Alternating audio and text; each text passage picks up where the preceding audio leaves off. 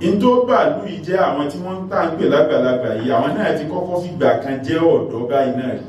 Tí wọ́n bá la kálukú wa ní àyà tó bá jẹ́ tí wọ́n kọ síbẹ̀ bá lè hàn ní, àmọ́ pé tí ń bẹ lọ́kàn àwọn tá ń bú yìí ní ń bẹ lọ́kàn àwọn tá ń bú wọn.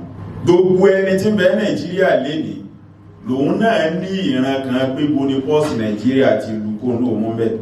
Ibi tí wọ́n fi ọ́ sọ́mọ àṣírí rẹ̀ náà tún bẹ̀ pé èèyàn bú nìwọ náà dédé ibi tí wọ́n náà pírẹsidẹ́ntì rẹ̀ mọ́ kayfa ma takunu nuwalli alayhi.